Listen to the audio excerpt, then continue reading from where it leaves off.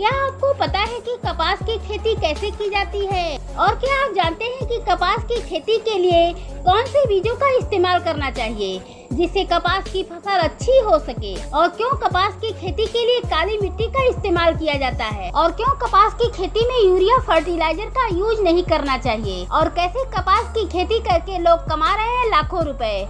सबसे पहले तो इसके लिए खेत की अच्छी से जुताई करवाई जाती है। उसके बाद उस एरिया को ऐसे ही छोड़ दिया जाता है। अब अगले स्टेप में उस एरिया में गोबर की खाद डालकर 2 से 3 बार फिर से जुताई करवाई जाती है, जिसकी वजह से गोबर और खाद अच्छे से मिट्टी में मिल जाते हैं। अब मिट्टी की बात निकली है तो हम आपको बता देते हैं कि कपास की खेती के लिए सही मिट्टी का सिलेक्शन करना बहुत जरूरी होता है। इसी वजह से कपास के लिए काली मिट्टी या फिर ऐसी मिट्टी चुनी जाती है जो अच्छी तरह से वाटर विथ्रोवल कर सके। अब अगले स्टेप पर आए तो मिट्टी को अच्छे से गोबर से मिलाने के बाद खेत में पानी डाला जाता है। जब पानी पूरी तरह से सूख जाता है उसके बाद खेत की फिर से जुताई की जाती है। ऐसा करने से खेत में लगने वाले सभी बीज निकल जाते हैं और जुताई के बाद फिर से खेत में पानी डाला जाता है। अब जमीन के इवन हो जाने पर खेत में फर्टिलाइजर डालकर खेत में जुताई का पाटा लगाकर दोबारा की जाती है। तो ये था कपास फार्मिंग का पहला दिन। अब हम बढ़ते हैं दूसरे दिन की ओर, जब खेतों में बीजों को लगा दिया जाता है। ऐसा माना जाता है कि खेत में कॉटन के बीज लगाने का काम शाम के वक्त सही होता है। इस बात पर ज्यादा ध्यान दिया जाता है कि कपास के बीजों को खेत में लगने से पहले उन्हें मेडिकेट किया जाए। इसकी वजह से बीजों में लगने वाले इंसेक्ट डिसीजेस का खतरा काफी हद तक कम हो जाता है।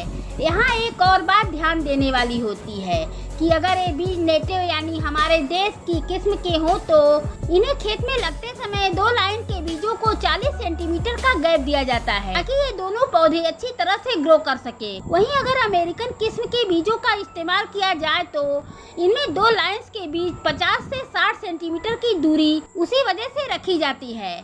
आपको बता दें कि कॉटन लंबी दूरी तक फैलने वाले पौधे होते हैं, इसलिए 1 बीघा खेत में 450 ग्राम बीज लगाए जाते हैं। इसी तरह बीजों को लगाते समय एक और बात का खास ध्यान रखा जाता है कि गलती से भी मिट्टी के ज्यादा अंदर ना लगा दिया जाए। अगर ऐसा होता है तो इसका नतीजा ये होता है कि इसे बाहर निकलने में काफी मुश्किलों का सामना करना पड़ता है। लेकिन समय के साथ साथ बीज बढ़ते चले जाते हैं और अब हम उस पॉइंट पर पहुंच जाते हैं जिसे आप कपास की खेती का अगला फेज भी कह सकते हैं। कपास की खेती की एक अच्छी बात यह है कि इसमें बहुत ही कम पानी की जरूरत पड़ती है। अगर बारिश के मौसम में इसकी खेती की जाए तो इसे पहले सिंचाई की जरूरत नहीं पड़ती और अगर खेती बारिश के मौसम में नहीं की गई है तो 45 दिन के बाद सिंचाई की जाती है, क्योंकि कपास के पौधे ज्यादा धूप में अच्छे से ग्रो करते हैं।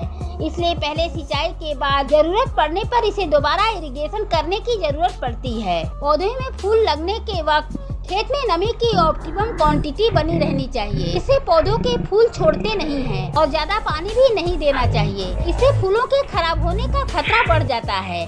जब यह फूल टिंडे बनने लगे तब खेत में 15 दिन के इंटरवल में पानी देते रहना चाहिए, जिससे टिंडे का आकार बड़ा होता रहता है और आउटपुट भी ज्यादा मिलता है। इन सभी फेजेस से गुजरने के बाद कॉटन हार्वेस्टिंग के लिए पूरी तरह से तैयार हो जाता है। तो ये थी कॉटन की खेती के पीछे किसानों की छिपी हुई मेहनत।